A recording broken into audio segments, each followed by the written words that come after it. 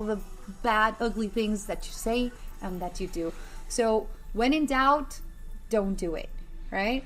Be careful with what you post on social media because that's for the world to see. And That's again, true. use it in a positive way. You know, I mean, we already have a lot of bad things going on in our world.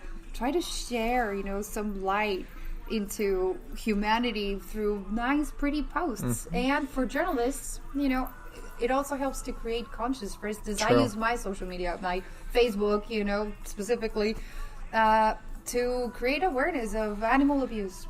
Or to inform, of course, you know, about the world, what's That's going true. on, you know, domestic politics, international things, whatever the case may be. But I'm also using it to say, hey, you know, beware, stop animal abuse. It helps as a platform to inform, but again, just refrain yourself from using it in a negative way. And that's what social media is about. I think it was created for that purpose. To show and tell stories. Real life stories, not make-up stories No, but you or know made-up what? stories. No, I think that it was. I think from my perspective, social media was created to be able to connect with others. True. You know, through distance and time, and to be able to share about yourself. But it just became a very narcissist platform. Yes. It's all about myself. You know, it's all about what I do, how happy I am, and it's just, you know, To pretend study also. after study is just, you know, demonstrating that people are being very antisocial now because they just have, you know, all their connections in social media, and they don't try to go out with friends and have a cup of coffee and have a one-on-one relationship. And tell me, are we doing good with time? Yes, we are. Okay, good. No, good. Okay. We can stay here talking as Oh my God. long as possible. I don't want people to be like, oh my gosh, she's so crazy. What is she going to say? You know? No, actually, it's perfect. So yeah, again, you know, social media for me was created to be able to establish contact with people that are far away, but it just became a platform for people to either complain, to criticize, because it emboldens bullies. You know, I'm not there to tell you in your face, but I'm going to criticize you from right here. You know, Which is very easy. It is. I mean, I've had, you know, awesome people that like your work as a journalist, and ugly people that are just really mean. And then, you know, I tell myself, would that person come to my face and tell me that stuff? I don't think so. So if you don't have the valor, you know, to come and tell me in my face, don't be a coward and do It's it true. for social media, you know? So that's my take on that. Now, Arantxa, we spoke about the projects you feel most proud of. Now let's talk about what has been your biggest obstacle. I guess that fear, you know, when I had the opportunity to go and interview President Obama back in 2013, February, I was still working in San Antonio, a very small TV station. We were only 8 journalists around the nation that were selected to go. I was the only Hispanic, the only Spanish speaker, and it was a big challenge because before that I had done interviews with politicians, But right? not the president of the Not United the president States. of the United States. And it happened super quick. So my news director, he said, hey, Yara, you know, we got an invitation to go and interview President Obama at the White House. I said, what? You know? He said, so think about what you want to ask him. Of course, topics that are pertaining to our community. And you need to work on 10 questions, and then we'll polish them. And just think about how you can relate that, you know, from a national level to a local level. And of course, back then we had Mayor Julian Castro, Yes. right? Who now is a presidential candidate for the Democratic Party for 2020. And then later he became the secretary for HUD under Obama. So I said, perfect. So, you know, he did something. It was an initiative in San Antonio to be able to provide early childhood education to kids.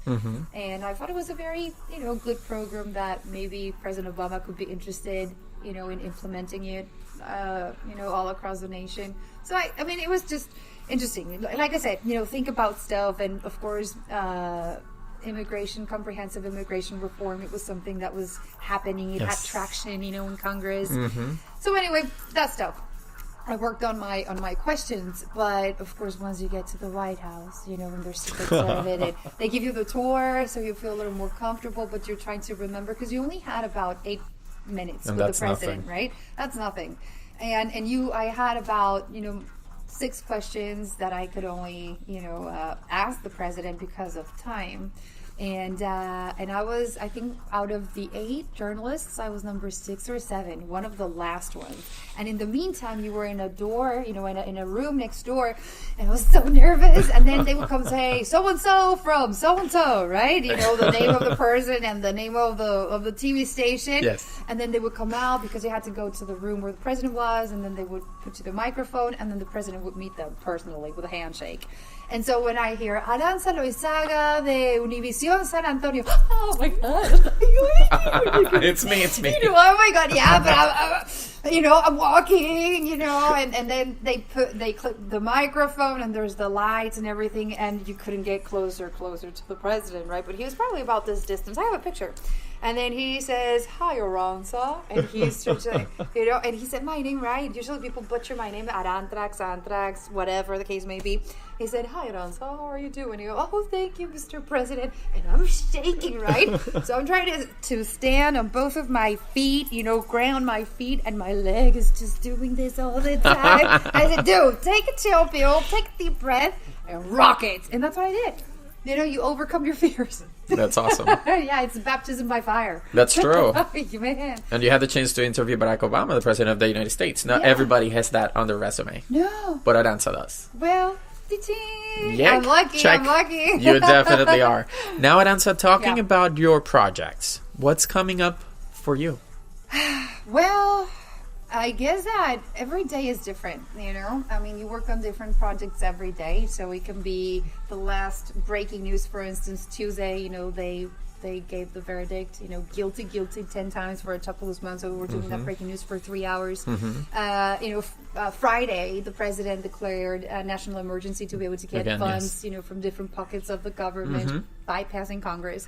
So every day is different, and I like that because it's different and you don't unpredictable. know what to expect exactly, and that keeps you in your tippy toes all the time. So I also like to do special stories, you know. So if I have a story that I want to do, I have to go and pitch it to, you know, the person from Maquilla or the executive producer, Jairo Marin, fantastic human being, or, you know, somebody else, and they'll say, yeah, sure, why not? And just go and do it. That's pretty amazing. Now, Arantxa, we're getting to the final portion of Artistic Spot, and we have a section that is fast questions and short answers. Okay. And those are made up to get to know you on a personal level more, right? And are you ready for them? Of course. I was born ready. You were born ready. So the final portion of Artistic Spot, fast question and short answer section, begins now. Favorite color? Blue. Favorite city? San Antonio. If you were given the chance to go back in time, who would you like to meet? Ooh, oh my God, you got me there. I would say, TikTok. Yeah, I know. Back in time. Who? Back in time. No, Gandhi. Why? Because I just think he was such a very selfless human being, you know, or maybe Saint Francis of Assisi, because he's my favorite saint. Oh wow, that's beautiful. Yeah, he was an animal lover and an advocate for the poor, and I really like people like that, down to earth, selfless, that help others. Flavor? Chocolate. Mexico? Enchiladas y mole. Univision? My home. And what's your favorite artistic spot? Of course, you guys. And this is how we finish our final portion of Artistic Spot. Fast question and short answer. You made it through, which is pretty awesome. And I'm giving you that round of applause because you deserve it. Thank you. And now, before giving you a special gift that we have for you, oh my God, I want to ask you one last question. Sure. Our purpose in Artistic Spot is to bring real life stories of success like yours and to be able to help others to resonate with you. What can you tell dreamers out there? What can you tell people that are looking forward to be sitting right here, not next to me, but in Univision Newsport, and being able to tell stories? Work hard, prepare yourself, never give up, spread your wings and fly high. It doesn't matter if people tell you can't do it. You're here because you can. So, you know, like I said, perseverancia, prepare yourself and don't give up. you know. You are the perfect example of what we're looking forward on portraying in Artistic Spot, and we're very thankful for the opportunity to be here sitting right next to you. Has been an honor for me, and I'm very, very grateful and thankful for the tour you gave me, Jose, and my parents of the Newsport at Univision, and we really appreciate you. We're honored to be here with you, and to thank you for that. Since you said you liked to paint, we brought you a special art piece, which was made by Jose Gonzalez, who's also the producer of Artistic Spot, and my companion in this adventure called Life. And he made this specially for you. These are butterflies made from origami, and it represents you spreading your wings, always with the colors of your flag. Beautiful. Oh my God, that is so beautiful. So that's for you as a thank you gift for being part of this amazing project and for being part of our story and of Artistic Spot. Actually, I have to thank you for giving me the opportunity to tell my story. You know, it is truly a pleasure because, like I said, I think I was born to tell stories, and if there's something that I was able to say that somebody heard that can change their life for the better, fantastic. And I think that we're all storytellers. So thank you for asking me and for listening. And thank y'all, you know, Texan style, for listening. Y'all, so thank you all. Yes. Y'all. So thank you all for listening, and tune us in next week in another episode of Artistic Spots, where you are also the artist. Now it's time for you to dance. I'm like... we